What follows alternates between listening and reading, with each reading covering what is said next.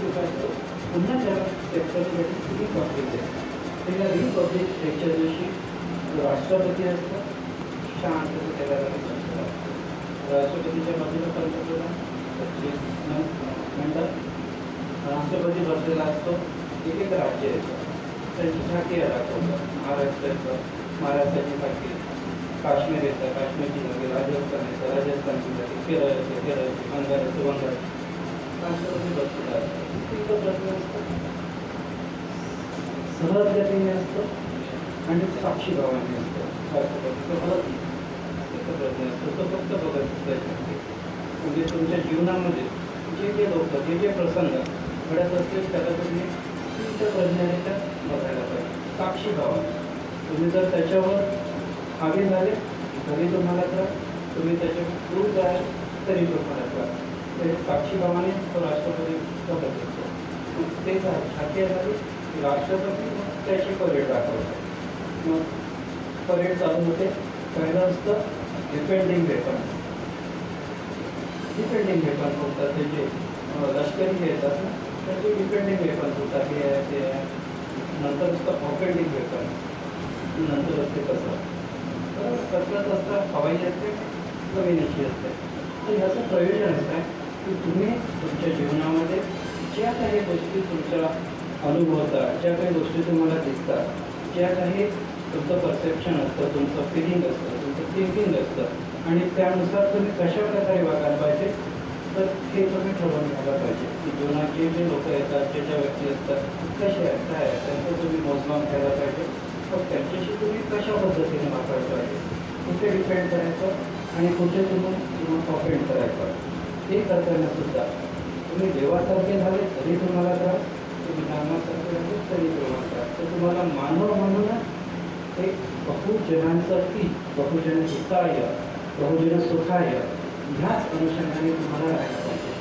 त्यांनी सांगितलं की गौतम बुद्धाने सांगितलं की जीवन हे दुःखमय, दुःखाला कारण आहे आणि कारणालाही उपाय आहे. तर मग उपाय म्हटलं की अष्टांग मार्ग आहे. त्या अष्टांग मार्गामध्ये गौतम बुद्धांनी सम्यक हा शब्द सांगितला. सम्यक, सम्यक म्हणजे हा मध्यम मार्ग. तो राईटिंग नाही, तो लेफ्टिंग नाही. तुम्ही चालले तर तुम्ही राईट करत चालतात, पण तुम्ही जर स्थिर झाले तर तुम्ही सावधान होतात. आणि हे सावधान जेव्हा तुम्ही होतात तेव्हा तुम्हाला ह्या सगळ्या गोष्टी तयार लागतात. मध्यम मार्ग साधारण सुवर्ण मध्य शब्द, सुवर्ण मध्य. तुम्हाला जर सुवर्ण पाहिजे तर ते मधात असतात. शब्द हे न्यू आहे, मधातच बघतात. तर तुम्हाला मधातच राहून एक मंथन करून, विचारांचं मंथन करून, समुद्र मंथनातून जे काही रत्न प्राप्त झाले, मजुरीपासून त्याच्यात प्राप्त झाले, मजुरावरती ऋषी होते, काय होतं, अमृत अनेक होतं. तर त्यातलं तुमच्या स्वतःचे उपयोगी, तुमच्या कुटुंबियांच्या, समाजाच्या, लोकांच्या, राष्ट्राच्या आणि मानवजातीच्या कसं तुम्ही त्याला हे करायला पाहिजे, कसं तुम्ही तुमच्या बुद्धीने, मन इथे मनाच्या बुद्धी, ईश्वराने जर बुद्धीचं प्रयोजन केलेलं आहे, बुद्धीला जर मनाच्या वरचं स्थान दिलेलं आहे, श्रेष्ठ स्थान दिलं तर तुम्ही बुद्धीनेच करायला पाहिजे. तुम्ही जर मनाच्या क्षेत्रात आला तर तुम्ही माझ्या हॉस्पिटलमध्ये मनाच्या क्षेत्रात राहू, आणि तुम्ही जर बुद्धीच्या क्षेत्रात राहिले तर तुम्ही या ठिकाणी आहे. तर बुद्धीने आपलं कर्तव्य काय, आपलं कर्म काय आणि आपला धर्म काय, तर हे जाणून घेऊन त्या परीने आपण जर समजून घेतला, त्यातला जास्तीत जास्त चांगल्यापैकी किती रीतीने तुम्ही कार्य करू शकला तेच करता.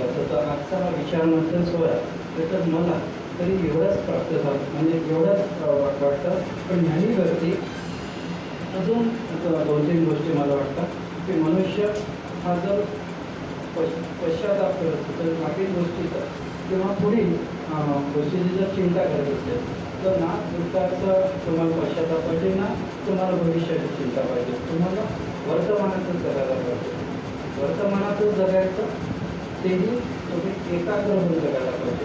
तुम्ही जर बायका खेळामध्ये विना मनस्थिती झाली तरी तुम्हाला पुन्हा त्रास होता. एक आग्रह शब्द ना अग्रस्थानी एक आग्रह, तर त्याच्यात जर तुम्ही कॉन्सन्ट्रेटेड आले तुम्ही कल्पनेच्या विश्वास जर नाही जर वास्तविक राहिले आणि सर्वांचं हिताने तुम्ही विचार केला तेही आपल्याला जीवनाला एक शांततेचा किंवा आपलं मन स्थिर राहण्यासाठी खूप मदत आहे. आता मी सांगितलं की गौतम बुद्धांनी आपल्या गीतेचे सांगितलेलं आहे की आसक्ती या दुःखाचं प्रमुख कारण. ती आसक्ती जी असेल ती जर जास्तच असेल तर तुम्हाला दुःखच आहे. आसक्तीमधून जी काही अपेक्षा निर्माण होते, अपेक्षा भंग झाला तुम्हाला दिलं आहे, दिलं आहे तुम्हाला दुःख आलं. म्हणून तुम्ही जर अनासक्त झाले तर तुम्ही गजानन महाराज झाला. तुम्ही जर खूप आसक्त झाले तर तुम्ही एखादे वाईट वाम मार्गाला जाता.